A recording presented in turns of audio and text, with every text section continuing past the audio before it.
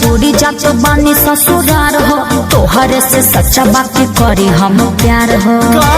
ससुराल जातारू हाँ ये जान मजबूरी बा हम जी के का करो अभी हम अपन जान दे ना ये जान ऐसे मत करिए कह के हमार प्यार के क्रिया हमरा के माफ कर दो प्लीज। अब का मांगेलू माफी कैलू जमन बा काफी पियावा संग चल दिहनु हमसे करवट के पियावा संग चल दिहनु हमसे करवट के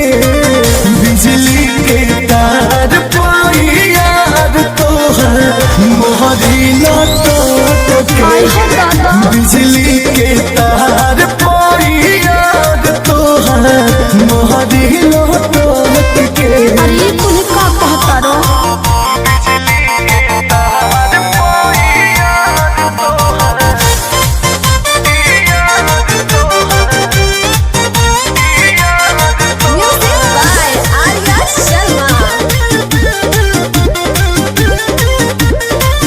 कुछ दिनवा के बाद नई हराबा में आइब जब तोहे ना लाऊ कब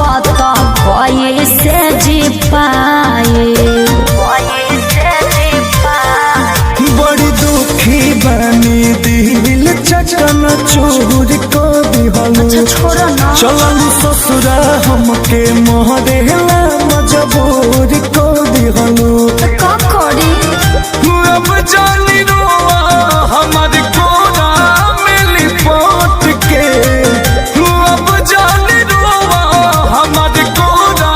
मिली पोट के तो बिजली के तार पोई यार तोहर मोहरी लटक के बिजली के तार पोई यार तोहर मोहरी लटक के। ठीक नहीं खबर तू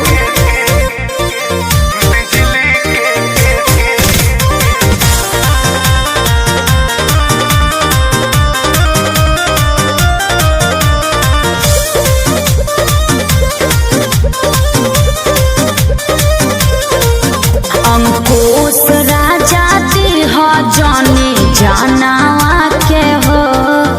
तालाक दे के आइब सजनावा के हो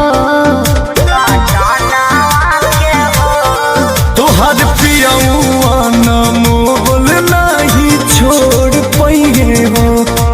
तोहर शादी वाला बंधन नहीं तोड़ पैहे हो का करी हम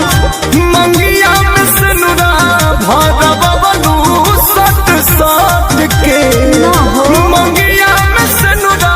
भरा बबलू सट सट के बिजली के तार पाई यार तोहर मोहरी लटक के बिजली के तार पाई यार तोहर मोहरी लटक के। देखो हमरे क्रिया बाइसन कुछ